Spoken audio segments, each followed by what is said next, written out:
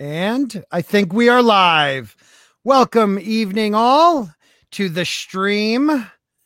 But I did it again. Michael Dolan even warned me.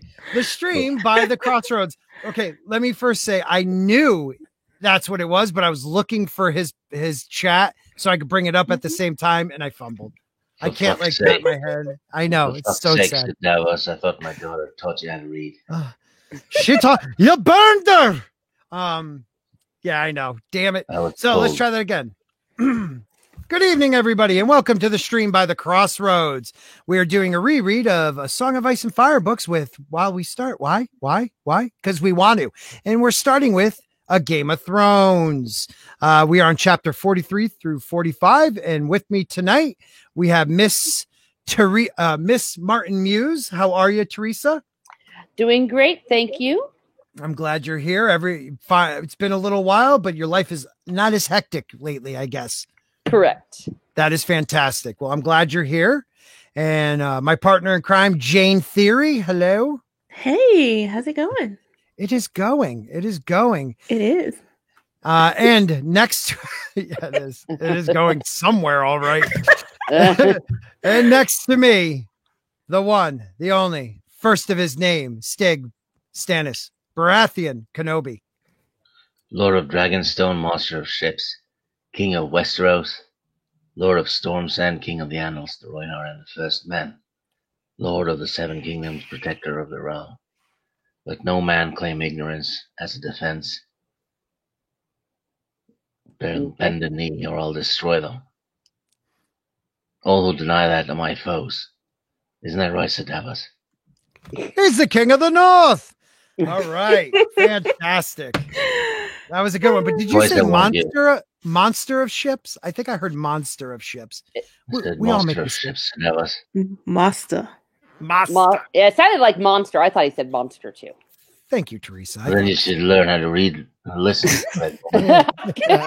Whatever. Tonight we have Tina, usually the first. Good evening, Tina. Friends. Hello, Tina. Hello. Hopefully your husband is listening in. Not as wacky as our Saturday shows, but we still have fun. Mm-hmm. Jane is here. We have Michael. You will have it right. I believe in you. Well, as my parents once said, you failed me, son. So sorry. It's mine by right. And that is Brutal Morningwood. Yeesh, all these live streams today. A guy can barely keep up. Love to the channel, love to the panel, love to the wrenches, and love to the benches. I like that one. That was good. The Great Culture Casino, one of the greatest hairs in YouTube. Hello, Culture. Parrot Head. How are you, my friend? You're going to have someone else read for you again? No, maybe. If you were here on Monday, you would have. I read, and I think I only turned robotic once. McKinney 90, how are you, buddy? McKinney. Giving Jane a shout out, and Miss Martin Muse saying hello. You know, it's Muses, right? Yeah, Muses. Oh, it's Muses. Excuse me. Why do I always say Muse? I like Muses. I'm sorry. Where did you come up with the name? It came along with what I talk about, and I wanted it to be with two M's, something that went along with that. And my friend TVS helped me. So Muses on things you enjoy. Okay, I like that. She just wanted the initials to be. Good. Mm-hmm. I apologize, Muses. I never even realized I wasn't saying the S, so I'm sorry about that. Hey, folks, have a great stream. Listening from work, according to Christy. Hey, Christy. Yay, Christy. Pretend you're sick and get out. All right. Yeah. So her job is she's one of those that collect semen samples from horses. Oh my gosh, no. On that, the meme of destruction, saying hello to everybody in the chat. Very nice. Dolified, hail. Hey. Dolified usually has fun things to say. May the balls drop low and the meat curtains hang tight. Okay. Fatal J up in the house. Fatal J. We need to stream soon. Maybe this Saturday you can come on my show if you're not busy. Starts around 9:30 usually after Rogue Entertainment. And that's everybody in the chat. So guys, we are reading Ned. Oh crud! Is it Ned 14? Ned 15? I'm blanking. Sorry. I know we're reading Eddard. Yes. I got to be official. Eddard. We have Eddard 11, Eddard, and then Sansa 3, and then Eddard 12. Mm-hmm. Important? Do we say they're important ones? I think they're key, especially the one with Ed and Ned. Mm-hmm. It has that famous part. Oh, the first one, right? Well, no. We'll see. We'll get to it. The dialogue he has with you know who. Oh yes. Yes. Very exciting. It's good stuff. We say this every week, Jane. It's every chapter is either the best or the most important that we read. Right. It really is.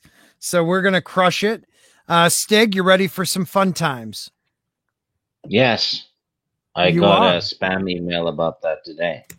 I need to click the link and then I'll have fun times with the Russian brides. No. Yeah, they'll fall in love with you. I heard. I don't know, something like that. So we got a Dega Outlaw also. Good evening, and the Time Prophet. Time Prophet. I wasn't notified. Grr. I hate when that happens. They suck. They really do. Given that he's a prophet, though, he should have known anyway. It is true. Could we say anything against that? We can't. So Stig is going to start with our first summary. We usually take our summaries from Westeros.org. They have great summaries of every chapter. They have great information. So check them out. They are very key in the later books, writing with George and also with A World of Ice and Fire. They co-authored that with him. So they're a very valuable group to get your information from. And we are starting once again with Ned 11, and take it away, sir. Yep. Eddard Stark is in the throne room where Robert Baratheon's hunting tapestries have replaced the skulls of the Targaryen dragons. He is extremely uncomfortable after hours on the Iron Throne. The throne's spikes and jagged metal make it impossible to lean back, and his injured leg is throbbing more sharply each minute. Aegon the Conqueror, who commanded his armorers to create the throne out of the swords laid down by his enemies, had said a king should never sit easy. This is true. Ned feels this. Varys, Littlefinger, and Pycelle are also present. The kingdom has been a tinderbox since Catelyn Starkovich seized Tyrion Lannister, and Ned has the task of figuring out how to staunch the hemorrhaging something. I don't know. Sir Carol Vance explains that the small folk kneeling before him are all that remains of the holdfast of Sharer, while those of Wendish Town and the Mummers Fort are all dead. The villages tell of the brutality, murder, and rape and destruction. The raiders were interested not in stealing, but in destruction, making them Lannister invaders. Sir Raymond Darry continues by explaining that the people of Wendish Town took refuge in their wooden holdfast, but the perpetrators burned the holdfast and shot anyone that tried to run out. Ned asks for proof that the raiders were from House Lannister. Sir Gregor Clegane is described. Pycelle tries to shill for the Lannisters and points out that there are many large men in the kingdom. Sir Mark Piper calls the mountain a false knight, and Lord Tywin Lannister's mad dog. Pycelle asks Ned to remind the knight that Lord Tywin is the father of their gracious queen, Cersei Lannister. Ned sarcastically declares that the court might have forgotten if Pycelle had not reminded them. It is then that Ned looks up to see men going out the door and also spots Septa Mordane with Sansa Stark. He has a flash of anger since this is no place for a girl, but calms himself that Septa had no way of knowing this was no ordinary day. They're also told that Sir Edmure Tully has dispersed men to guard all the border holdfasts along the Red Fork. Ned thinks to himself that this may be exactly what Lord Tywin Lannister wants, to bleed off the strength of Riverrun as Edmure scatters his swords to defend every holdfast. Pycelle insists that it is Lord Tywin's responsibility to dispense justice to his bannerman, Sir Gregor, but Ned reminds everyone that all justice flows from the king. Pycelle then immediately suggests that in that case they should wait for Robert to return, but Ned asserts his right as the hand to speak for the king. Ned refuses petitioning knights permission for vengeance and tells the villagers he can not give them back what they lost, but he can give them justice. He continues by telling the villagers that the first men believe that the man who passes judgment should wield a sword, but his injury means he must send another to do his killing. Sir Loras Tyrell asks for the honor of slaying Sir Gregor, but Ned denies him, reiterating that the goal is justice, not vengeance.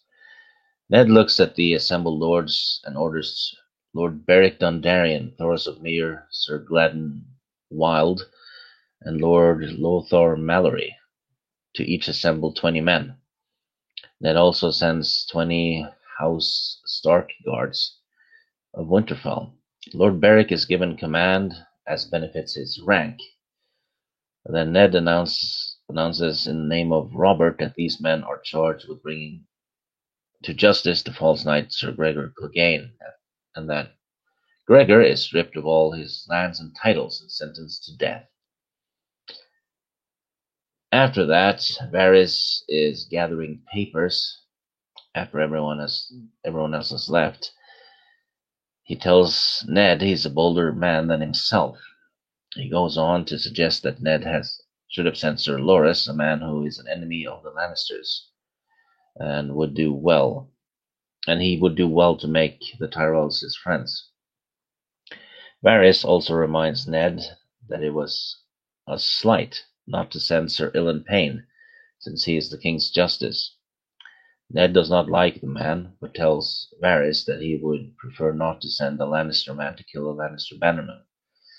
Varys informs Ned that he saw Ilyn in the back, and he did not look pleased, likely because he loves his work.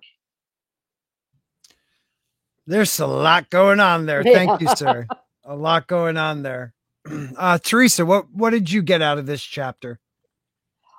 Oh, well, for crying out loud, I can't stand reading this because I feel like it has everything except for the Grim Reaper making an appearance going as he's hanging over Ned.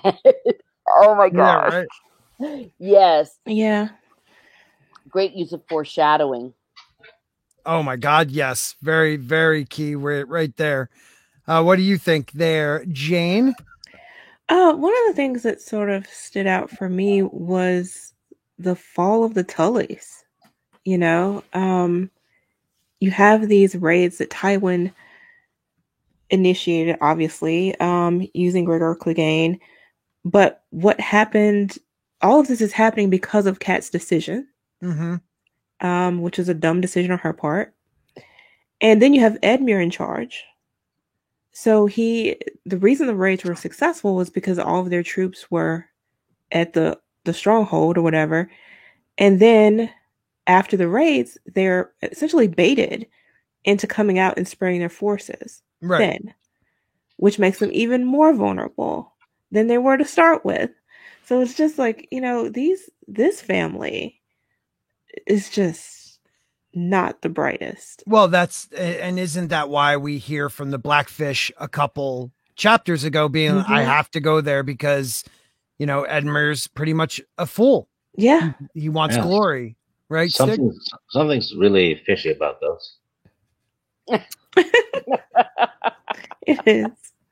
Very fishy. They're flopping about in all sorts of different directions, and it's just not making any sense. Gasping for air.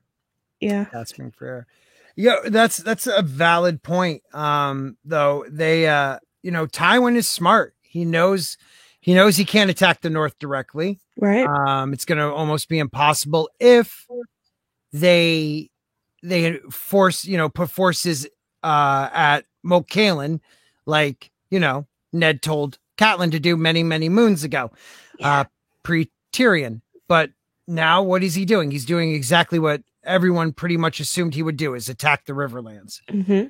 And he does it once the king leaves. Right. And that's a huge, huge point. He waits till Robert goes on his hunt.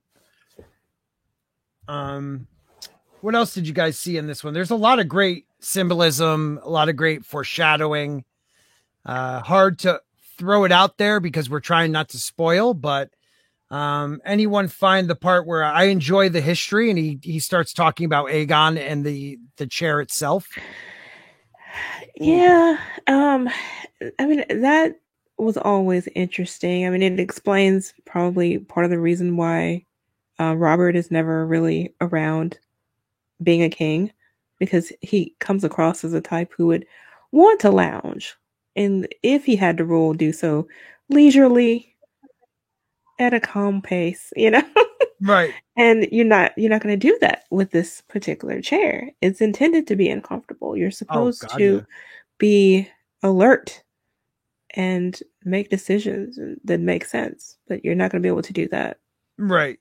Now, my computer sucks. So that is the actual throne, not what they show you in in the show A Game of Thrones.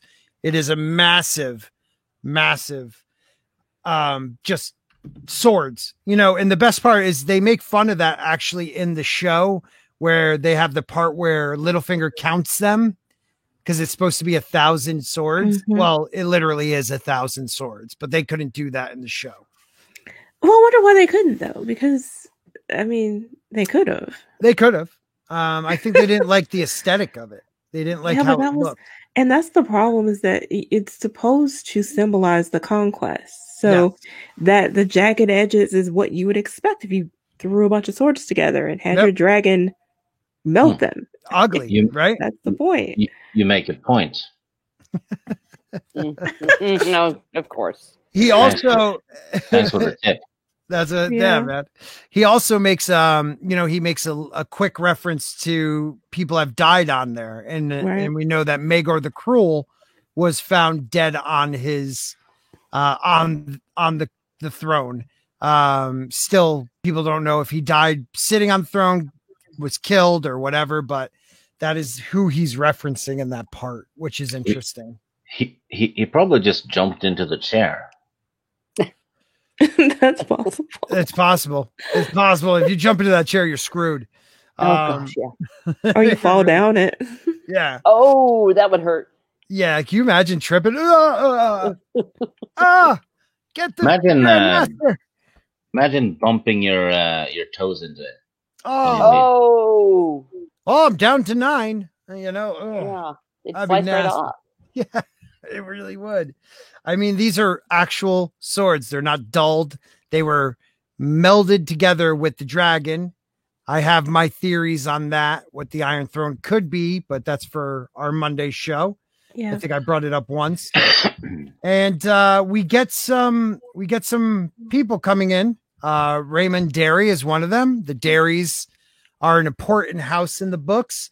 Not so important that we hear from them a lot, but the Darrys are very loyal to House Targaryen.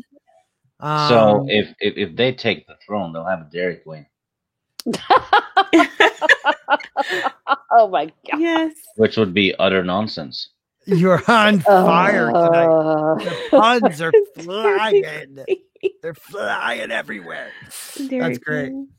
So we find out that Gregor Clegane has been attacking different villages like the Mummers Ford, Wendish Town.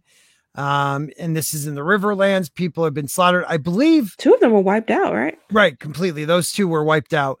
And one, I think they bring a young girl.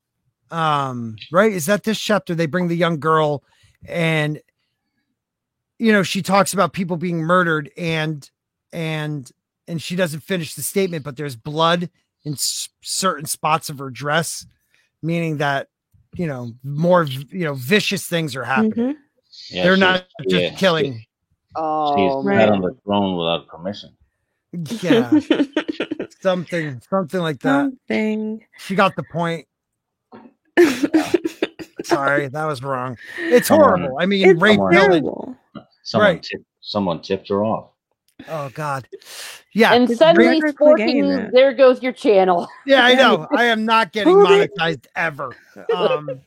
But really, there is, there's rape, there's pillage, or there's no pillage. There's just rape and murder. Yeah. So we know, just destruction. So we know this is not Gregor Clegane on his own trying to plunder. He's going out to cause just supreme havoc. Yeah, it's Tywin sending Clegane to basically goad the Tullys. Yes. It's just go kill some villagers. That's pretty much it. Start some havoc, some massacres. And the Tullys will be forced to make a reaction. Right. And if they attack Tywin, he can play the victim because, he can just claim that Sir Gregor is acting, rogue. Right. Yeah. I mean, that's a perfect setup. And Ned is intelligent enough to know this. Right. He understands what they're doing. Oh, yeah. What else, Teresa? Did you notice in this? There's a lot going on in here. I mean, we meet a couple knights that in later books become important. Yes. Well, I really noticed, as always, the part when who was it? Varys was telling him, "It's like, man, you totally messed up. Yeah, you should have sent the knight I love, Loras." Loras, yes, and that even in the little things that Ned is just refusing to play the diplomat on, even things that are easy. I mean, it's just easy. He could have just sent him and all that, but he's got this weird stubbornness. Yes. And I just love the way that Varys is almost, you feel like he's just sitting there going, I'm trying to help you, man, but you know what? You just suck. Yeah. Right. And if you think about it, if Ned had sent to Loras, right? Mm-hmm. And no matter the outcome, the Tyrells would be at odds with the Lannisters. Exactly. Weaken the Lannisters completely. But exactly. Ned didn't think about that. Nope. And if he had done that, that could have solved a heck of a lot of problems. It would have changed the whole thing. Think about it. Yeah, because the Lannisters would have to fight at 2 fronts. Yes. So you got the Riverlands. The Tyrells have the bigger army, I believe. In Westeros. And they're coming from the south side of the Westerlands. So you got the Reach coming up, the Riverlands, the North. I mean, if you really think about it, that might be the biggest mistake he makes up until now. Yeah. Up until now. This is close to a Catelyn mistake, really. Yeah. And that's saying a lot. And then we also see him send some of his own troops. Yeah, even more. Away from his home. Knowing he's in danger. Knowing it. Yeah. And he can't defend himself. I mean, he's injured. Can you expect Oh, wait. No, go. Yeah. No, never mind. I jumped ahead a little bit. But he injures himself, and that's the only reason he's not going himself. Right. And you would think, okay, I should probably keep my guard, my house close to me, because this is no longer a war of words or something that might be able to be stepped back. Right. You know, this is war. I mean, there's skirmishes. This is actions are being taken now that kill people. Yeah. Mm-hmm. While it's not full on battle, this is an act of war because this is a massacre and a crime. Right. And it's an indirect attack against him. I mean, this is his wife's family. Exactly. So and he shouldn't. I mean, I don't see how he doesn't see that it's just time. Who cares now about this investigation? You have a war to fight. Right. You also, that's a really valid point. He's more worried about Robert than anybody else. Right. Now he understands though. Yes, this has stepped it up a notch, but don't forget, Tywin could say he's a rogue dog. Kill him, if it goes the wrong way. So Ned saying that these men are now outlaws and enemies of the crown, he's the one that takes it to the next level. I mean, he wants them arrested, or killed. And you're absolutely right, all of you. Having the Tullys on your, or not the Tullys, the Tyrells, thank you.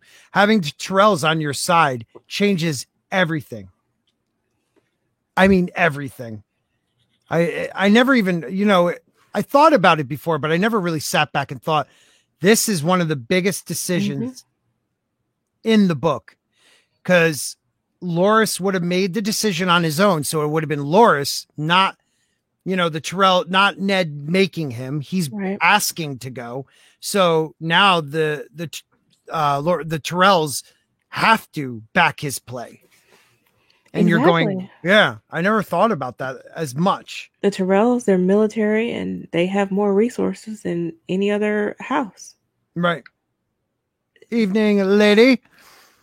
Toriel is reading away. So I hope you've caught some good stuff when you get on here next time. I think she's busy tracking a band of orcs through Mirkwood. Nice. Nice. Smooth Jam, it's D-Day today. What do you guys think George's excuse will be this time? I have another series to write. I'm working on a movie. I need to ride around in my train. Right. I mean, actually D-Day's the 29th, I thought. So we have till tomorrow. Today's the 29th. Oh my God, it is. Yeah, I was going to say no. It's the 30th here, so if he shows up, he's dead. So as you've seen, well, I won't let him near you then. But if George R.R. Martin wants to show up on my little podcast right now and tell the world that, winter is coming and winter is here, you're more than welcome, George. That's out there for you. No pressure, just all the pressure in the world. Like we've talked about a couple of times, though, and like we see even in this chapter, the amount of foreshadowing and insane details that goes into these books, I fully understand why it's taking time. And this is book 6 is supposed to be 3,000 pages. Yeah. So patience, everyone. George is trying. Well, I'm somewhere in between you and Gary. Gary's ready to call it quits. You are understanding. And the more we do this show, I understand how technical his writing is, how the gardening, I think, got out of his hands. I think George allowed the garden just to grow too much. And now he's in trouble because the Marinese I don't know how he's going to get out of there. How Dany's going to get back. If she is going to get back to West. On this one, we don't talk past the book. Jump ahead. I'm way past the book right now. Thank you, everyone. Yeah. Sorry. We'll talk about that on Monday night. It's twice I warned you, Renly. He's the king of the north. Yeah. Sorry, guys. Well, my take on it, and the man can do whatever he wants. Of course he can. I just wish he would have a little bit of prudence and quit telling us of all the things he's doing except writing the book. You know what I mean? Right, just don't say it. Just don't say it. Just say hi. I bet you he's sitting there cackling when he's seeing their reactions. Like today, I I had a lot of fun blowing up balloons. Right. Exactly. All the things I'm doing besides writing The Winds of Winter. Yeah. That's what he needs to title his blog. Right. You know what? What most people should do? What? Right. If you like, this series and all that, and you're just sitting there waiting for the next book anyway, there's thousands and thousands of other fantasy series to read in the meantime. That is true. That is true. That's true. It's just the fear of it. I'm sorry to put it out there, Jane, not finishing. I mean, he's created a world, though. I mean, it's a living planet of its own, and all of these things are happening all at the same time. And he's God. Yeah, he is. And imagine God trying to write a book about what's happening on Earth. Time Prophet, he is on Twitter, more on Twitter.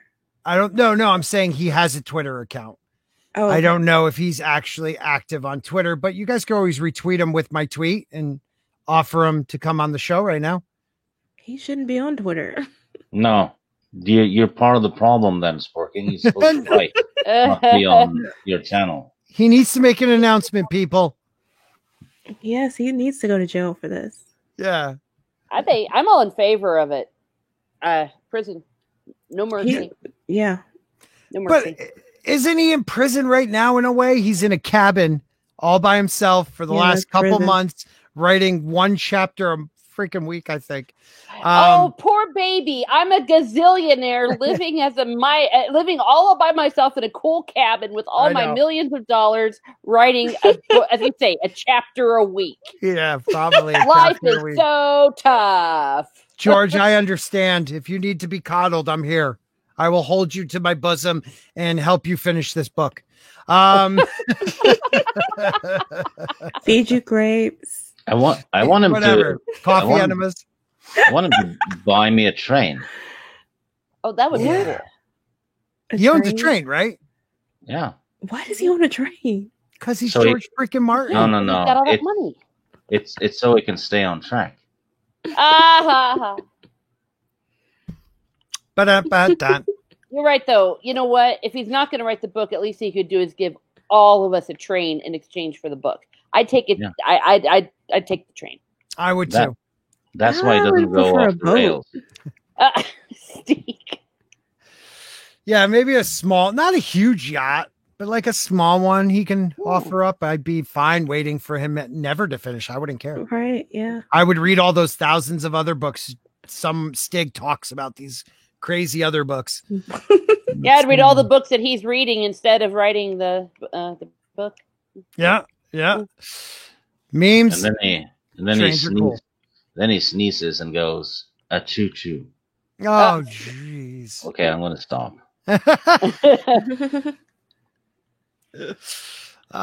Time Prophet wrote 120,000 word novel just writing in his writing my dinner break at work. So yeah, George. But George owns a house across the street from his own house where all his fun toys are. I'd be in there writing. I don't care. Yeah, the Robbie the robot. I was thinking about that. Yeah, he has a full size one. That there is he should not have anything. They need to get rid of all of his stuff. Just a chair, a desk, laptop, or whatever. No, he uses like a dot matrix printer with an old school DOS. He does. He uses a DOS computer. Okay. Well, that's all he needs. Think about that freaking thing crashing. He does. I don't think he backs it up.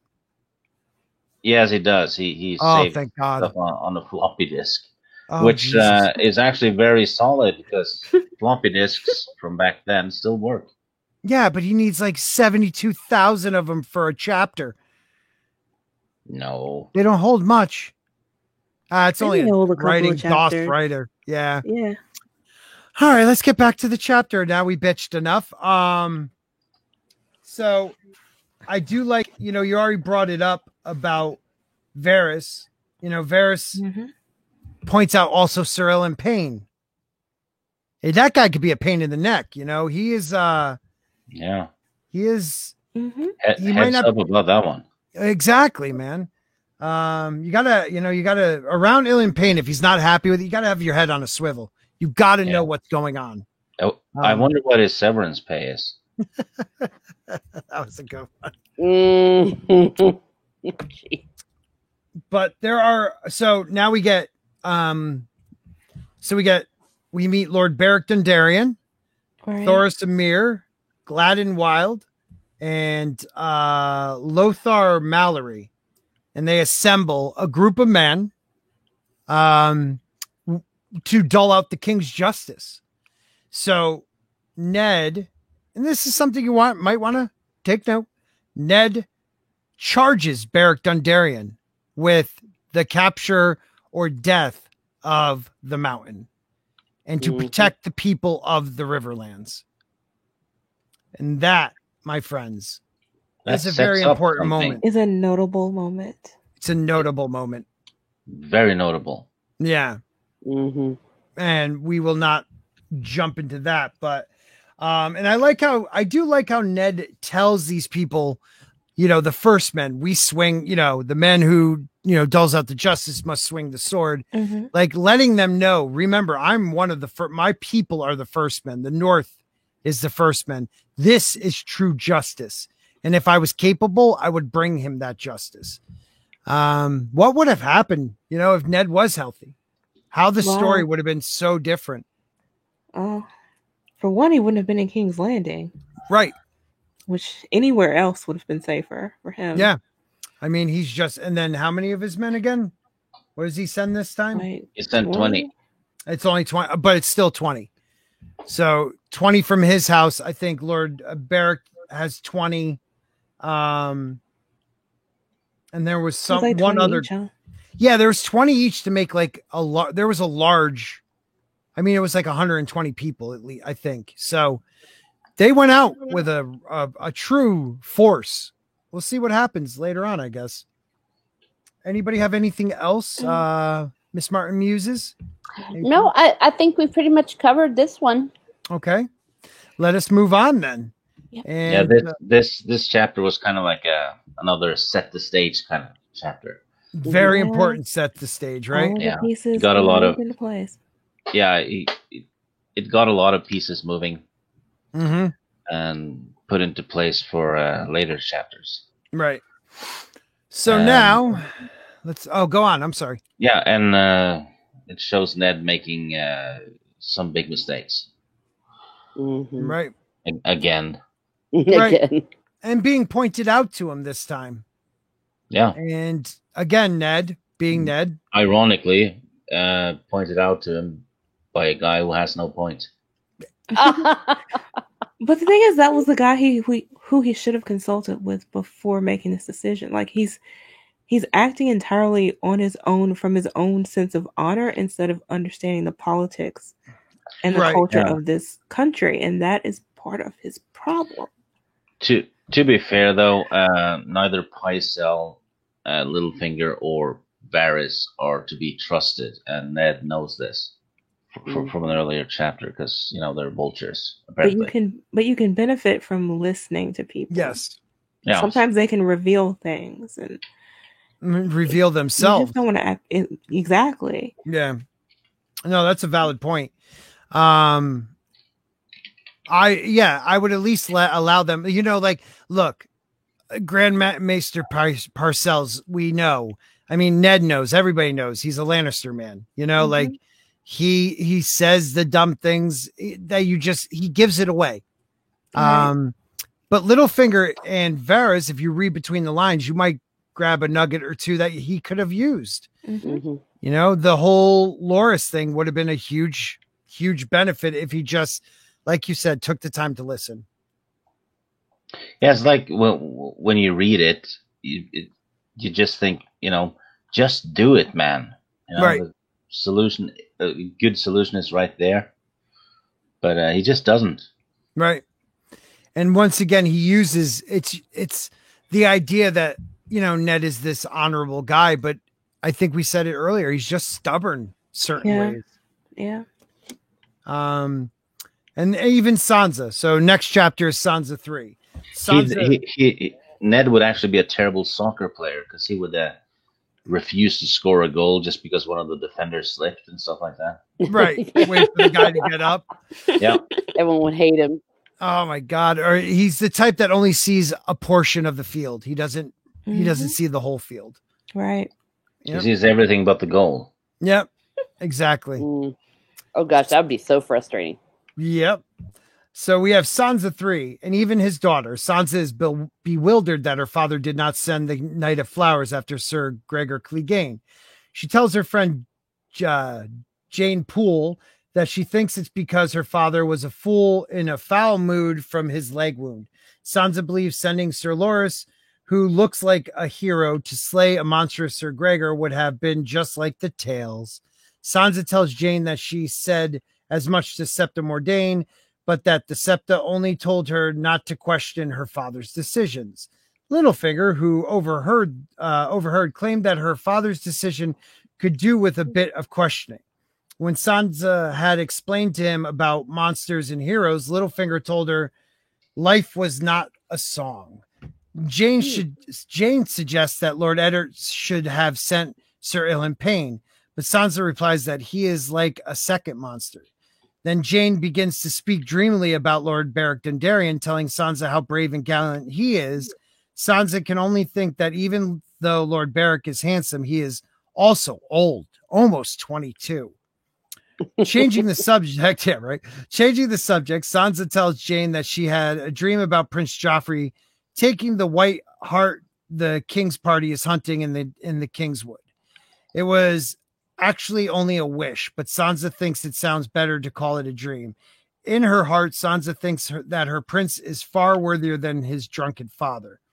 Jane asks if Joffrey just touched the heart in the dream, since that is what heroes always do in the stories, but Sansa insists that Joffrey shot it with a golden arrow and brought it back for her because she knows Joffrey likes hunting and killing. Sansa does not think Joffrey had anything to do with the killing her father's men. That was all his uncle Jaime Lannister's doing. She knows her father is still angry about it, but believes that blaming Joffrey would be like blaming her for something Arya did. The mention of Arya led Jane to speak of how she saw Arya walking on her hands. Both agree they cannot understand why Arya does anything. Next, Sansa tells Jane about Yoren coming before the throne to ask for more men to the Night's Watch, to the Wall.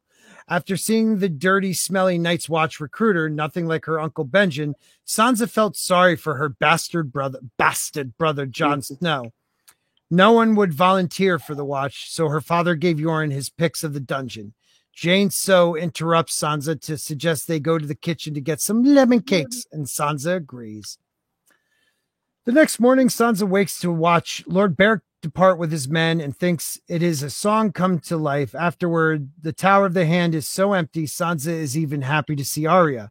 Arya asks if men have gone to hunt down Jaime Lannister, and Sansa explains that they have gone for Sir Gregor Clegane. Sansa then asks Septa Mordane whether they will put the Mountain's head on a spike over his own gate or bring it back to King's Landing. The Septa is horrified that Sansa would discuss such a thing over breakfast. Arya wonders why men were not sent after Jaime Lannister since he killed Jory Castle and the others, or after the Hound for killing her friend Micah. Sansa declares that it is not the same thing because Micah attacked Joffrey. Arya erupts, shouting that Sansa is a liar. Sansa responds snobbishly that Arya can say whatever she wants, but will still have to bow and call her your grace after she's married to Joffrey. Arya throws an orange at Sansa, staining her beautiful ivory dress, and driving Sansa to declare that it should have been Arya that they killed, not Lady.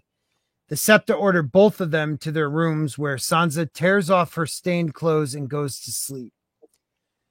Sansa is dreaming of Lady when Septa Mordane wakes her and brings her to her father. Once Arya is brought, Sansa immediately claims that Arya started the fight and ruined her dress. Eddard silenced Sansa, and Arya takes the opportunity to apologize and ask for Sansa's forgiveness. Sansa is dumbfounded, but eventually asks about her dress. Arya offers to wash it, or failing that, to sew her a new one. Eddard interrupts to tell them that he did not call them in to talk about dresses, but to inform them that he is sending them back to Winterfell. Both sisters exclaim their unhappiness, and Eddard laughs that at last they can agree upon something. Sansa insists that she has done nothing wrong and tells her father to send Arya away since she started it. Eddard explains that it's not sending them away as a punishment, but to keep them safe. Sansa insists that she cannot go. She is marrying Prince Joffrey, whom she loves as much as Queen Nerys loved Prince Aemon. She wants to be his queen and have his babies. Eddard assures Sansa that he will find an appropriate match and that Joffrey is no Prince Aemon. Sansa insists that she wants Joffrey and that she will give him sons with beautiful golden hair who will be the greatest kings that ever was, as brave as a wolf and as proud as a lion. Arya points out that Joffrey is no lion, but a stag like his father, and a craven and a liar besides. Sansa cries out that Joffrey is not the least bit like that old drunken king. Eddard gets a strange look on his face before telling them they will sail as soon as they can find a ship.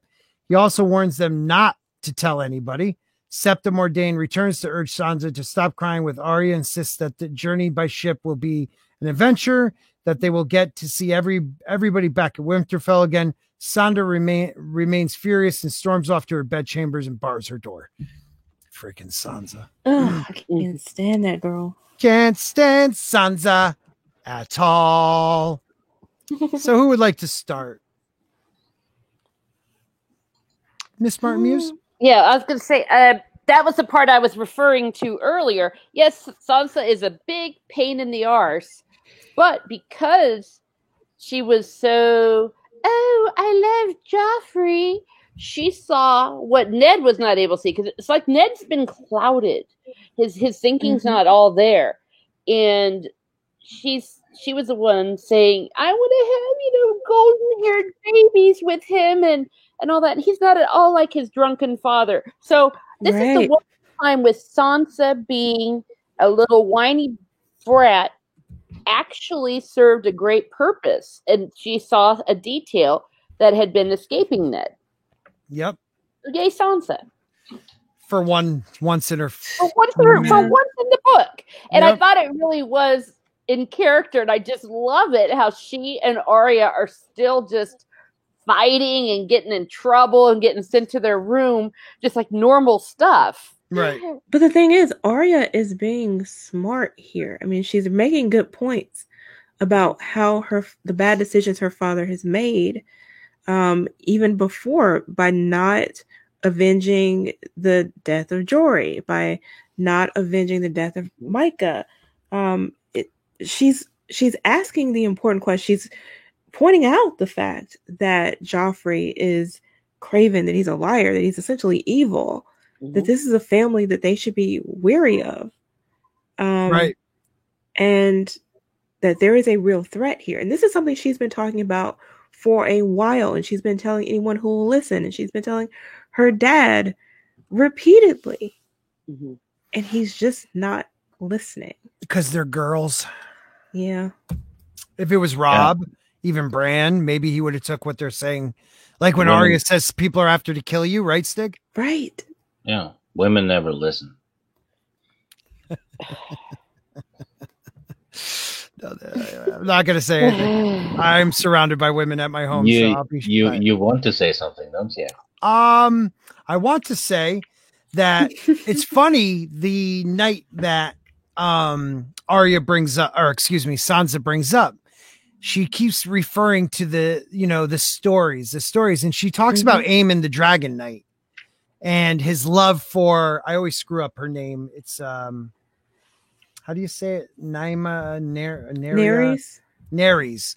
So this story talks about love, but in reality, it was adultery. If you really think about it, it wasn't his love. She was married to somebody else, and, it brought some pain to the kingdom because of it. So, it's kind of cool if you look at the history and see that Sansa's kind of foreshadowing some other stuff. Yeah. Excuse me. Sorry, YouTube. there's a lot going on with that. And then I get my lemon cakes. And then she actually mentions several things that should make Ned's head go ding ding ding. It's like 2 or 3 things that. Yes. I mean, the king and the queen she's talking about. It really has to do with adultery. Just imagine that. Imagine that. It all kind of comes to a head, blonde head towards the end. Good one. 7 out of 10. Thank you. Mm-hmm. She's also pointing out like what her father did wrong with her friend Jane Poole, and then Littlefinger walks up and is creepy once again. Always creepy. I mean, in the synopsis, it doesn't say it, but like he's like caressing her. Is it like caressing her face and touching her hair? He's being Joe Biden again. Very Joe Biden. His Biden is time. Yes, Toriel. Stig is in a rare form tonight, and we're loving it. What else do we see here?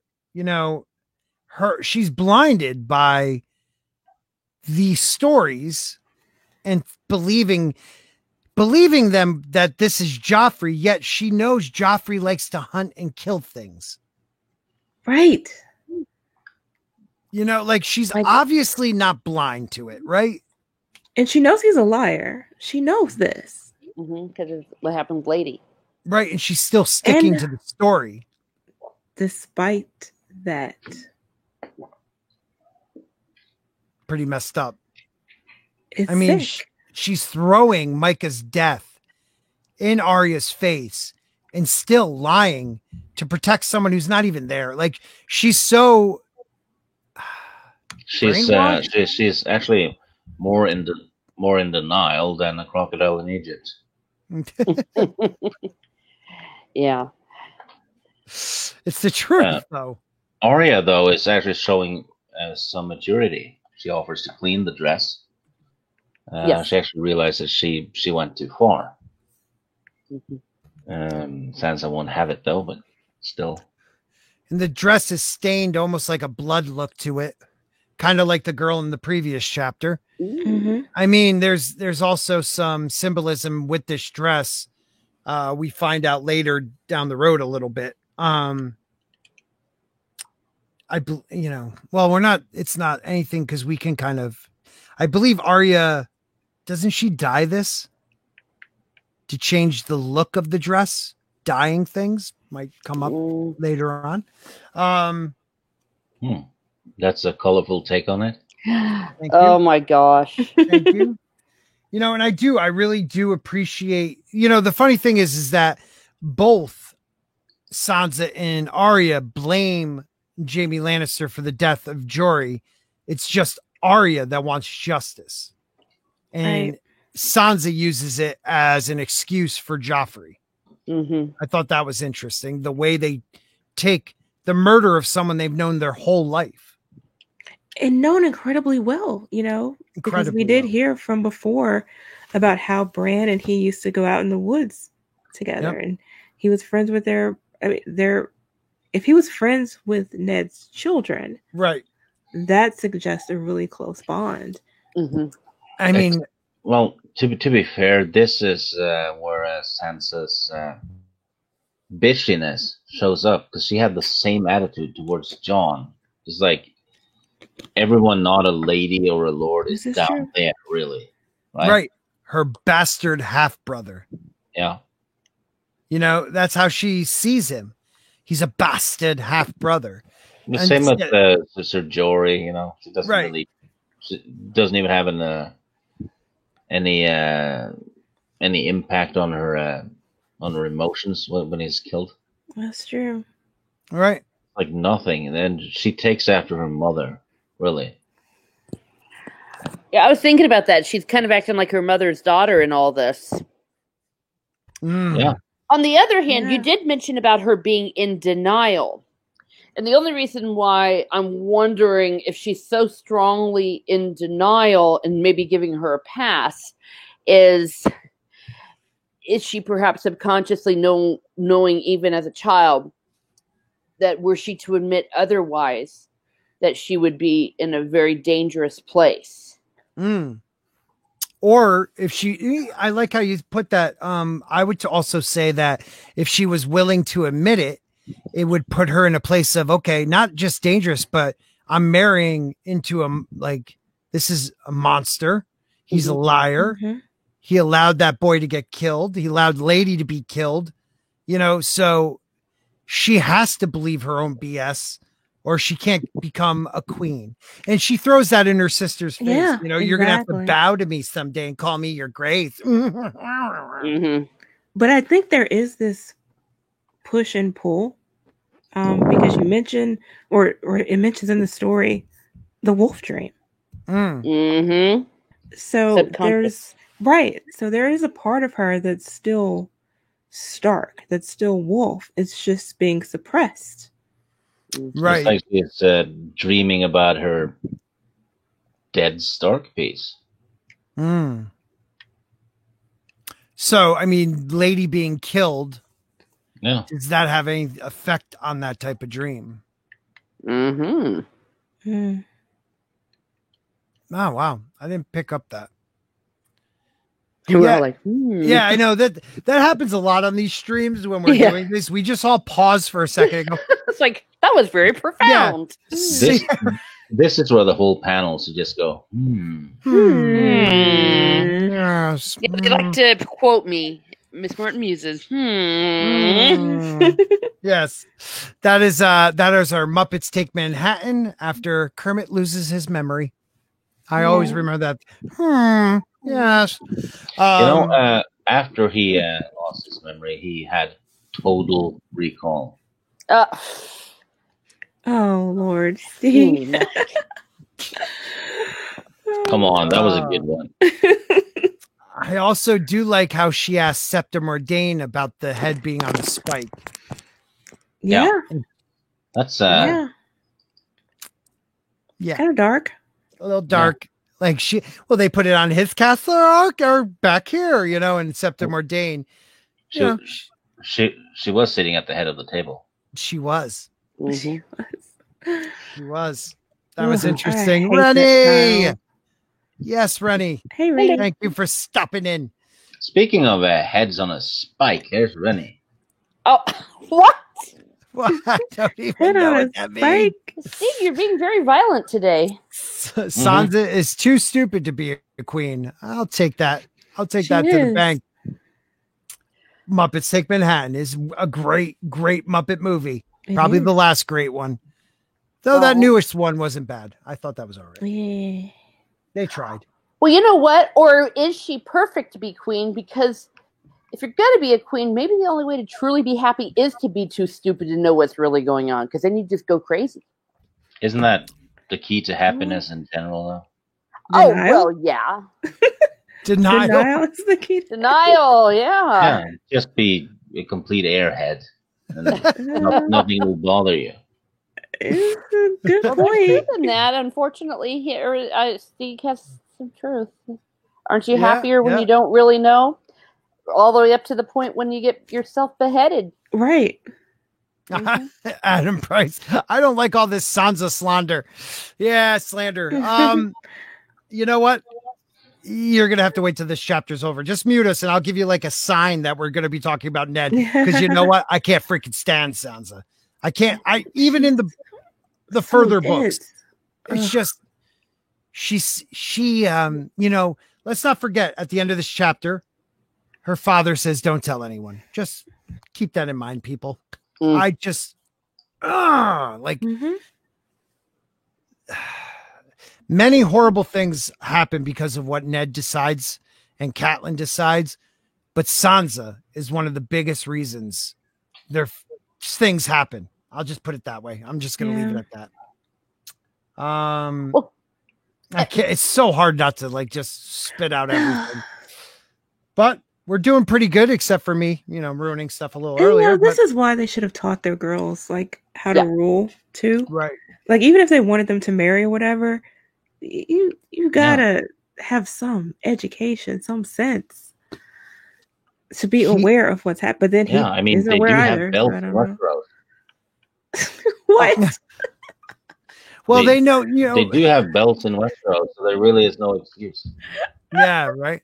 No, but Jane, you're absolutely right. He knows what happened to his family, his brother, his father, his sister. He should have been teaching all his children what the realm is like, right? What the game could be like. Because I'm sorry, Eddard, he understands the game. He just doesn't think he has to play it. Right. Isn't it almost pride? Isn't it almost pride that he acts like he's above the game? It's a sin. Yeah. Very good point. It really is. It's his pride. Well, to be fair though, if there's shitty drama and all kinds of stuff like that happening, most people would move away from it and not get involved. Right. Sorry, I was reading that. My bad. I don't know, man. He is a lord of Westeros. He is the warden of the North. Teach your children what the rest of Westeros entails. Because at some point, Rob's going to have to deal with these people. Right. His daughters are going to have to marry these people. So don't keep them in the dark on how Westeros is really played. Exactly. Yeah, he knows the game. He's been dealing with it his whole life. Yeah, but it has changed. And this is why he's out of like a fish out of water when he arrives in King's Landing. It's way worse than he could have imagined. Right, but they should have some basic knowledge. That's all I'm saying. I mean, the game was more dangerous when the Targaryens were still around. So he could have prepared his kids for Southern lords and, ladies act a certain way. This is what they do. This is how, you can't respond with this. And one thing I could say for Sansa is that she uses her courtesy as a shield, but he could have taught her how to use it also as a weapon. And we find that later on. That is a good point. Right. Mm-hmm. That's a good point. So at this point, would Sansa have been receptive to that? At this point, now maybe later, but at this point, I could see her just being a little brat and going, "Oh, Dad," and Yeah, it's too late. It's too late. Yeah, it should have happened way earlier. Yeah. When he knew they were leaving, he should have been having lots of discussions with them at least. Yeah. So I don't know. Well, and maybe again, part of it is just, if you will, the signs of the time. Mm-hmm. You just didn't talk about that stuff with girls. You talked about that with the boys, not the girls. Right. And to their detriment. What about Catelyn? She understands the game, right? She's dumber than a rock too. But she understands that backstabby-ish part of the game. She grew up more South than he did. She's a Southern lady. You would think she would. I think you're right. I think she does understand the game. She just plays it wrong. Yeah. Because she is making moves. Right. She's making the power plays. It's just that it's sabotaging everything Ned wanted to do initially. Right. She's very stubborn too. Yeah. It's like a stone wall or something. She needs her heart to be opened. I don't know. I had something in mind, but I won't say it. Thank you everybody for coming tonight. We got a great group of people in the chat. Please hit that like button, share this, watch this, let it run in the background. I got like 700 hours I got to hit before September 9th, or this channel does not get monetized. But thank you for everyone that has subbed and that's listening. I appreciate it. We're up to 1262, I believe, or something like that. So thank you guys. Cool. What happened September 9th? That's my year anniversary of the first time I put a video out. And it starts to recalculate your hours. Wow. Now, I've heard conflicting things. Chris Knight told me that it'll wipe all my hours. Other people have told me that I'll lose September 19th hours from I mean, September 9th, 2019's hours, then gain September 9th, 2020 hours. So, and that'll keep happening until I get enough hours, which really when I started, I didn't have a lot of hours anyway. So if that's if that's it, I'll be fine. But if it recalculates, then I have to do the whole thing all over again. Oh, wow. And that's 4,000 hours. So I need 700 people. Please. Oh, AFK Bard. I love AFK. Nathan, hello. Definitely subscribe to AFK Bard if you haven't. And someone could put her link in the chat. Please do. How are you doing, my friend? But anyway, Toriel sent me a message. She can't watch the chat anymore because of bad internet, but she sends a message saying Sansa is lost without her wolf to help guide her. Mm. You know, and I think you guys just touched on that. She put it perfectly, though. But I think that's what you were touching on with the dream. It's a loss. Yeah. Is it really a full wolf dream? It isn't. Yeah, it's not a full wolf dream because she's not able to enter the wolf, but I think it's like an echo. Oh, of her inner wolf. Hmm. And the physical wolves were just manifestations of that, I think. No, Toxic Man Flu, it's not over. Yeah, no, that's a really good way of putting it, Gene. We're like, Wait a minute. Muppet Sick Manhattan. I got to get that recording now. Yes. I like that. That is good. Anything else with this chapter, my friends? I think, yeah. All right, Jane, you are, Jane, you are up with Eddard 12. Get yourself prepared. I missed most of the discussion of that chapter because I was making myself some sandwiches. Oh, what type of sandwich? Just cheese on them. But this is a crime. I mean, a man having to make his own sandwiches. Come on. I know. I was about to ask, where are your winches? Yeah. Where's Cook? Should you have like some type of like elk on there? Elk. I don't know. You're from Norway. Like, should you run out there and like tackle an elk and bite its throat out and then put it on your sandwich? No.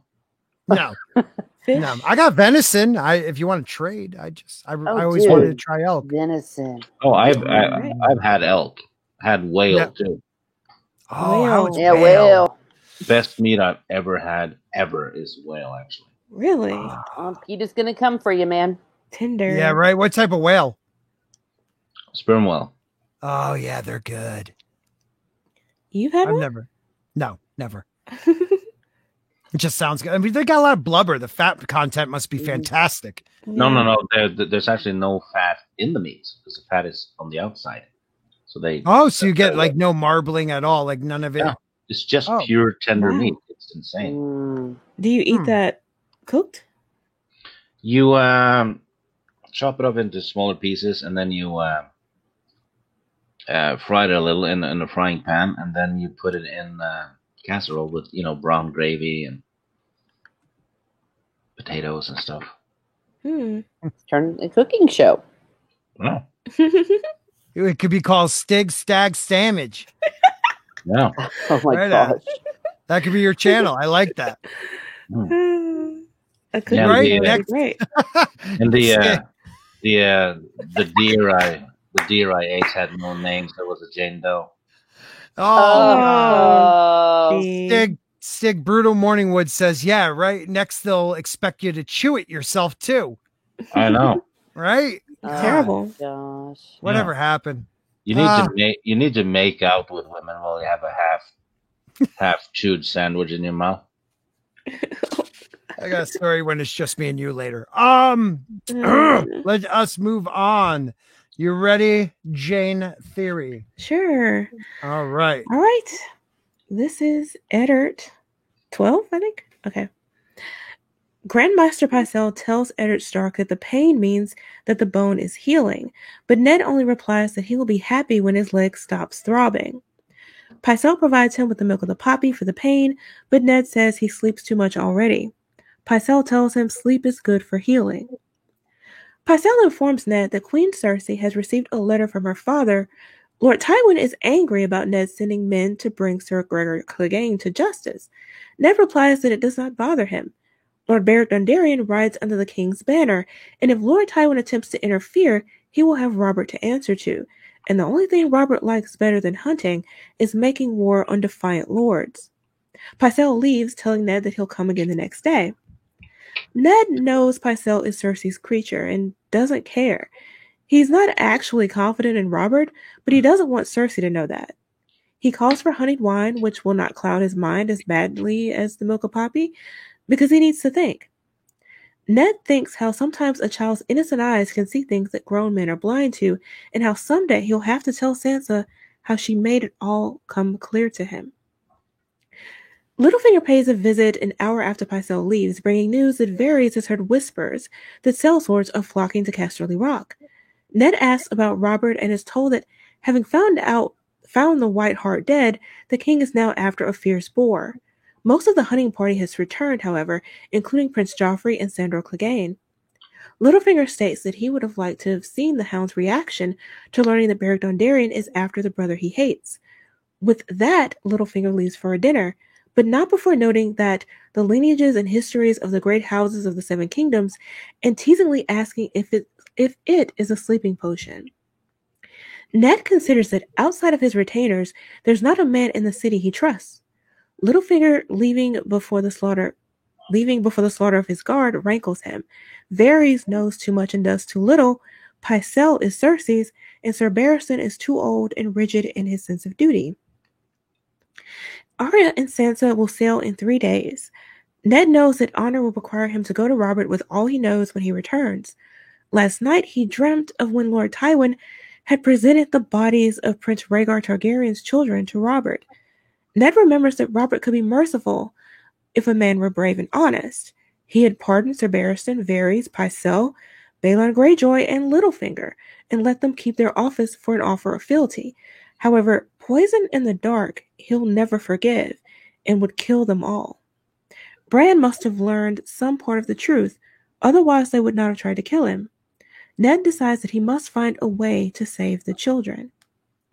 Ned calls Fat Tom, now in command of his guardsmen, and asks to be taken to the Godswood. Ned also orders the guard doubled, despite the shortage of manpower. Ned sends Tom to find Queen Cersei and give her a letter inviting her to join him. As he sits in the Godswood, Ned feels the presence of his gods under the faceless heart tree, and his leg doesn't seem to hurt as much. When Cersei arrives at nightfall, Ned notes that she is proudly displaying the bruise Robert has given her. For the first time in a long time, Ned sees her beauty. When he declares that he knows the truth Jon Arryn died for, Cersei scoffs whether he has brought her here to pose riddles or to kidnap her. Ned replies that if she believed such things, she would not have come. He then asks about the bruise and if Robert does such things often. She replies that it's never been on the face before, and that her brother Jaime would have killed Robert if he knew. When Ned suggests a correction of brother to lover, Cersei does not trouble to deny it. Cersei admits that she and Jaime have been lovers since they were children, and that when Jaime is in her, she feels whole. When Ned asks about his son Bran, Cersei admits that he saw her in Jaime, offering her love for her own children as a reason for the attempted murder. Ned counters with a declaration that all 3 of Cersei's children are Jaime's. The last time a Baratheon had a child with a Lannister was 90 years before, when Tywin Lannister wedded Gawyn Baratheon. The single child was large and lusty boy with full head of black hair. 30 years before that, a Lannister had taken a Baratheon maid. All of the children had black hair. According to the lineages and histories of the great houses of the Seven Kingdoms, the children of a Lannister and a Baratheon always had black hair. Ned asks Cersei how it is possible that she never had a child by the king, and she admits she almost did, but had the child aborted. Cersei goes on to claim that she cannot stand to even touch Robert now and has not let him inside her for years. Instead, she pleasures the king in other ways when he leaves his whores long enough. Robert is always so drunk that he never remembers. When Ned asks what made her hate Robert so much, Cersei reveals that on her wedding night, Robert called her Lyanna, in the midst of their consummation. The story leads Ned to declare that he does not know which of them to pity more, but that he must still do his duty. Cersei makes a sexual advance on Ned while telling him that the realm needs a strong hand and that he'll never regret being kind to her. Ned immediately rejects the advance by asking if she made the same offer to Jon Arryn, and she slaps him. Offended by Ned's honorable persona, Cersei brings up Jon Snow and accuses Ned of many other possible debaucheries. Ned makes it clear that he intends to tell Robert everything when he returns and warns Cersei to leave King's Landing. He recommends that she take a ship to the Free Cities with all of her immediate family, including her father Tywin, to escape Robert's wrath. Cersei stands, laughs, and declares Ned a fool for not taking the throne himself 14 years before, when he forced Jaime to surrender the seat. Ned replies that he's made more mistakes than Cersei can imagine, but that was not one of them. Cersei insists that it was, saying, "When you play the Game of Thrones, you win or you die. There is no middle ground." Dun, dun, dun. Yep, that is a good one. That is a good one. All right, Jane, start it off. Hey, I read. Y'all started off. All right. Stig? A hell of a lot of exposition, I guess, and the mystery. Well, one of them is kind of solved now. Ned knows about Joffrey. Right. All of them. Yeah. Oh, she's doing her brother. Yeah. I always wondered, though, Stig, and this one's for you. The dream he had came at a very awkward and just not a good time. Could that have been one of those type of dreams? I don't know. Because everything with Ned at this point is happening at awkward times. The guy is drowning with all kinds of revelations and problems. Right. So it could just be a subconscious. Yeah, it could just be more shit. Yeah. You know, that he has to deal with. But he's still thinking, well, before he was thinking of Robert, right? That's what all of this was for. Again. Now he knows everything. He knows everything, not just some of the mysteries. He knows why Jon Arryn was killed. He knows the truth about the adultery and these children aren't Robert's. He knows why they tried to kill his own son. And yet, what is he thinking about? Saving the children of the people who tried to murder his child. Right. I mean, told straight out. How is she not dead? Like, I would have strangled her to death right there under the Godswood. Or at least had her arrested. Exactly. I was just about to say that. I would have killed her right then. Yeah. No, but Teresa's right. You should have just arrested her. You know? What else did you catch on that one, Teresa? Well, yeah. Everything about it, but I really do like that line that Cersei says, you play the Game of Thrones, you win or you die. She kind of summarized everything we've been saying about Ned. And it's like, Ned, here, let me clonk you over the head with this. In this world, you win or you die. Right. And of course, the theme for the whole book and likely the whole series, though I haven't read the books, but that's the way it always has been. And when we connect it with some of the history that George R. R. Martin has even said, such as the War of the Roses and all those, you study all of those histories in the Middle Ages, ancient Rome, everything, you win or you die. There's no middle ground when you play. If you're not, the only other option is not to play. Right. You're going to die or you're going to win. Period. Right.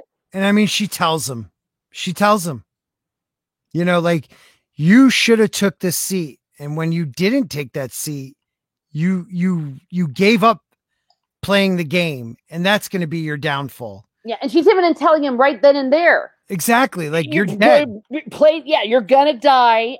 because if you don't play the game, yeah. You know, and I don't know if that's his, you know, him being a sexist, thinking she can't do it. She's a woman. You know, like there's always these parts where, oh, a woman's poison and this and that, you know, like, that his blind spot is his thinking he's capable of handling anything. You know, there could be some sexism there. Right. And we have so much false sexism that when we kind of do run across it, whether it's in a story or not, it's a little weird. But yes, the fact that he did not consider her a foe, a threat, right? A threat for the exact same reason that he didn't explain everything to his daughters either. Right. But he's seeing proof that she's a threat. That's the problem. That's even worse. They have already murdered someone and tried to kill your child.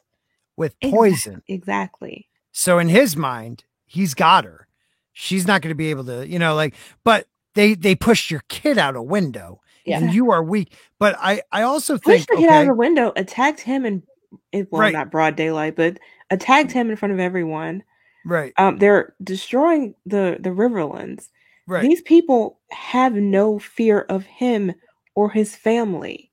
Exactly. And when he tries to, he doesn't see it. And when he tries to warn her, you know, about her own children, about the danger she might be in, she starts laughing.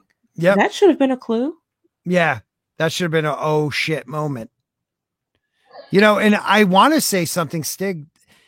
Okay, so maybe not the dream, but when he's near the Godswoods, he feels almost whole, like his leg doesn't hurt anymore. So I think that also gives him a false sense of, you know, not pride, but capability. I think it's because he's in his familiar element. Yeah. When he's in the Godswood. So he thinks he has, you know, the home ground advantage, right? Right. There isn't a weirwood, right? Too. They have like a regular hard tree. I don't think they have a weirwood, do they? I think wouldn't it be a weirwood? I thought none were south of the neck. I might be wrong, but I think the hard tree is sometimes a different tree. No, there's hard. Yeah, no, there's trees like that. Can't say anything though, because it will spoil something. Right. Yeah. Okay. But he feels his gods, and I think that, or maybe, right. No, that's a good way of putting it. Maybe empowering him, or even further influencing him toward making bad decisions. Right. This part of Ned's personality is just wrong. Noblemen always educate their children in countly ways. Courtly, excuse me. Yeah. Where's the R? I'm so confused. You're right, though. You are absolutely right. They should have learned, but see, the North is different than anywhere else. And the first dad to even venture south with matches and fosterings was his father. So we're talking generations, hundreds of years of them sticking to the Northern ways. And I think that is one of Ned's downfalls. Yeah, that's true. They never really had any business in the South. Nope. And don't forget the saying, you know, Starks don't do well south of the neck. Right. Yeah, and you know, it's a completely different culture. So he is out of his element big time. That certainly factors in. Mm-hmm. But he's out of excuses at this point, though. I mean, his eyes should be all open, and they're not. And I almost wonder if he is being influenced, at least in this moment when he's learning the truth. Like, if there's something else at play here that we're just not aware of. Ooh. Dark magic. Some sort of magic. Mm-hmm. Or he's just too dumb to live. Right. Yeah. Right. Yeah, I mean, that could easily be it. It could be. Cersei's gorgeous, and she's offering to shag him, and he says no. I know. You know, at least get one toss in, and then, you know, be like, all right, arrest her. You're done, brotherfucker. Yeah, Toxic Man Flu. I'm the last person to tell anybody how to spell anything. That's why you wrote count. It doesn't say spell. It says spiel. I know. That's the part that I like. And Robert wouldn't have cared. Like if he had her arrested, he would not have. He probably could have killed her, and Robert wouldn't have cared. No. Once he finds out, Robert will kill his own kids by his hands immediately. That same. I mean, he didn't like them. That was the concern. Yeah. You know. I wonder though if Robert always kind of knew because he never connected with them. Toriel has a comment in the chat. She says he hates to see the children hurt and wants to protect them. That's exactly what happens because Cersei talks about her children and all that, and Ned has just had a dream about the Targaryen kids. Right, and that's what it is. It's that dream. Yeah, that's what's keeping him from arresting her, I think. Oh, definitely. Because he knows what Robert probably will do to Cersei's kids. Right, but it's just these people tried to kill your child. I was just about to say, what about your other kids? And your other kids are still at risk. Well, he doesn't know that for certain, though, does he? Well, he's trying to get them out of town. Yeah, I mean, Bran. Oh, no, she just told them. Oh, sorry. Yeah, she just told him. We pushed him out the window. Yeah, she tried to use her kids. Yeah. Yeah, he should have sent the bitch to jail. Yeah, or just took her head off right there. Right in there. He could have made Ilyn Payne happy. So 2 birds with one stone. Exactly. Good old Ilyn. He likes taking heads off. Yep. He's a real pain about that. He is. And he really could have. I mean, he could have charged her, passed the sentence. He's in charge right now. Exactly. He would have been totally justified. Yep. Legally, he could have got away with it.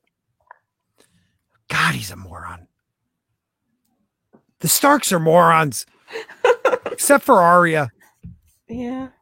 You know, Arya, Bran, Rickon, and Jon. That's it. The rest of them, Robb, Sansa, Catelyn, and Ned. Morons. Jon in particular really knows nothing. No, he knows nothing. You're right about that. Maybe looking at it from one more angle, is it possible that what we're dealing with Ned is that he's just too good or too honorable for this world? Because he's playing by one set of rules. And he's expecting when he tells Cersei, hey, I'm going to give you a break. I'm going to let you go and give you a head start. And that he's so too friggin' honorable to think that she would double cross him. He's like, hey, an honorable thing is you give a criminal a chance. That he is incapable of thinking the way a dishonorable person can think. Right. No, I'm stupid, but that he's almost honorable to a fault. Oh no, he is honorable to a fault. You're right. And you know, George has said after years after these books are all out. So I mean, it's not like he's spoiling anything. He has said Ned Stark was one of the most honorable characters he's written. So I think that is true. He was trying to give her an opportunity. She reacted. He assumes, you know, maybe give her a day or something. Like I don't think he can factor in what's going to happen. Yeah. It just didn't occur to him that they would play dirty, which is stupid, but yeah. And he's a lot like Robb, isn't he? Robert Baratheon. So good on the battlefield, but sucks at peace. Right. Everything else. I like Sheev here. What if Cersei demanded trial by combat? She could. She could. Yeah. I mean, Robert wouldn't look. If Robert was there, he would just kill her. He wouldn't wait for any trial. He's the king. No one can stop him. But if she demanded it with Ned, he would have to honor that. Yeah, Ned would. He would be compelled. He would be compelled to honor it. Yeah, that would mean Ned versus Jaime. Well, no, Ned being injured, Ned could pick a champion for the crown, but it would be Jaime versus somebody. But with Ned being honorable, and right? He'll pass his sentence to swing the sword and stuff. He would I don't think he's stupid. He would wait until it was healed up. Well, and Ned, he would be stupid about that. But Jaime would also be on trial. Yeah. Right. Oh, yeah. Or he could choose a champion. I mean, it's okay to choose a champion for both sides. And she could not call the mountain because he was declared, he has a death penalty on him. You're right. So she'd be kind of screwed. She'd have to pick some Lannister fellow. Both our champions are accused, just like her. So. Exactly. What do we have here? I think Ned plays a bigger game. The duty of his title extend beyond his own children and to all the people. Yeah, I get that, but he doesn't think of his children enough. You gotta get your kids safe first, right? Right. He's giving bastard incest children more chance than his own kids. Like I wouldn't have brought this up to her until the kids were freaking gone. Right. Mm-hmm. And then whatever happens to him, he'd be fine with. That and calling all of your Stark men back. Right. All the ones everybody back. All of them would have been back for protection for you and your family. Right. Then you go and do all this other stuff you're doing. I like Lord Vader, and thank you for being here. What if Ned chose the mountain?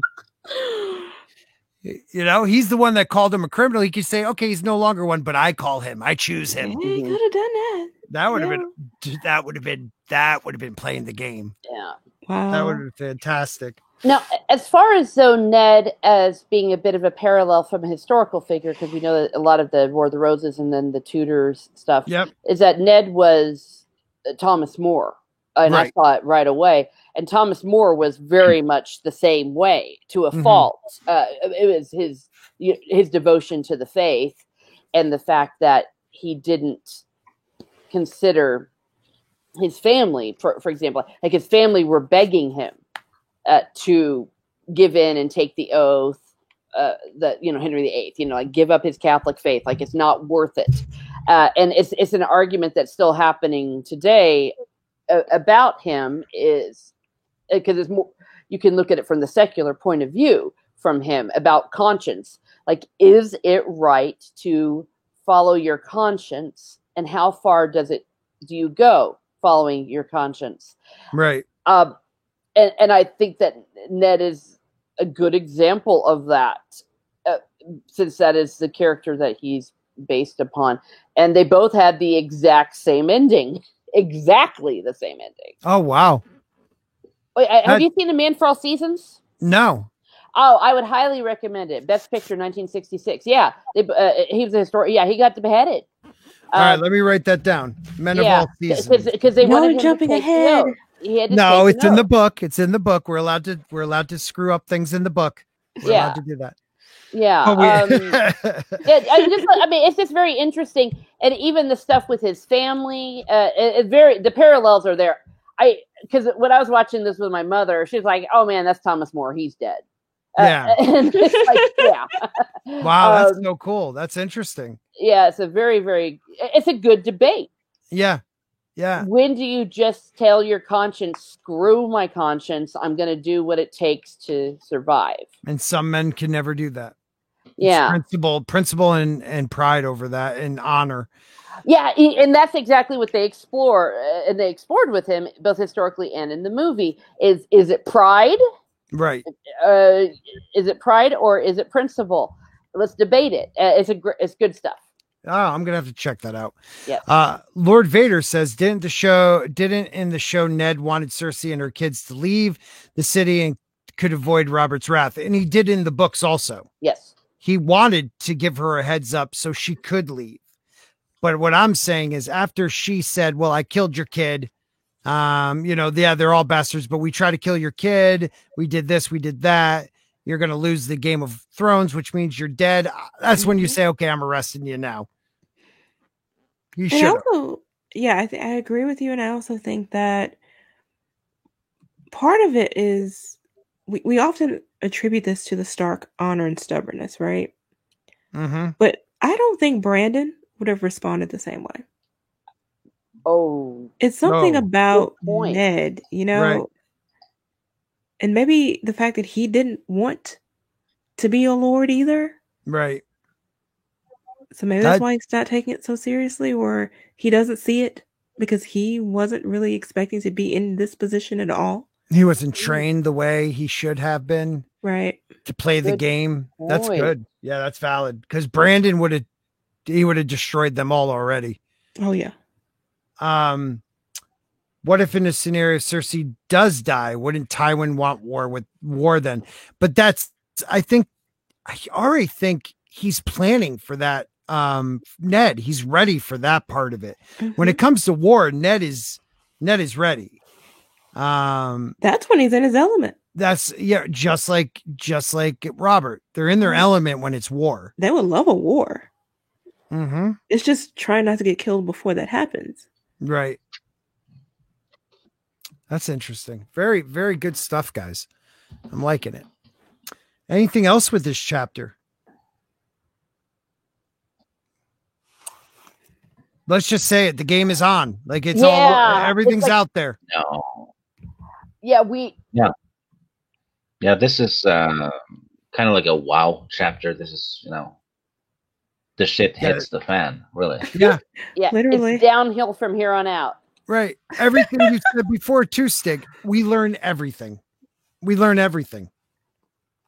Arryn's death. Almost. The children are bastards. Incest. Bran. We learn it all. This is a big chapter. What are you going to do now? Yeah. What are you going to do now, Ned? We're going to find out next week. Mm-hmm. Same bat time. Exactly. Same bat time. Same Ned channel. Next week might be a boring episode. No.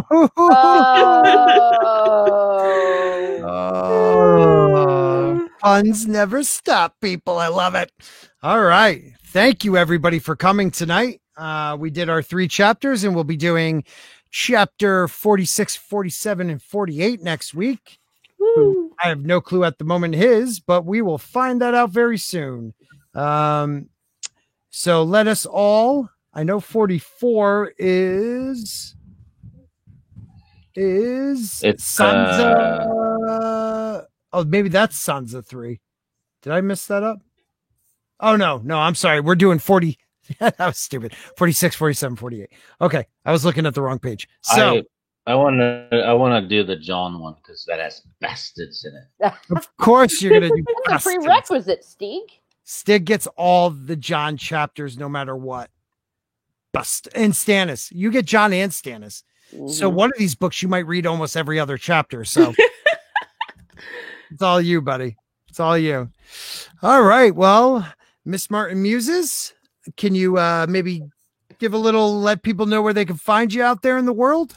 Oh, well, you can find me on Twitter at Teresa _Martin and on YouTube, Miss Martin Muses, where currently we are discussing some Once Upon a Time from the TV show Once Upon a Time.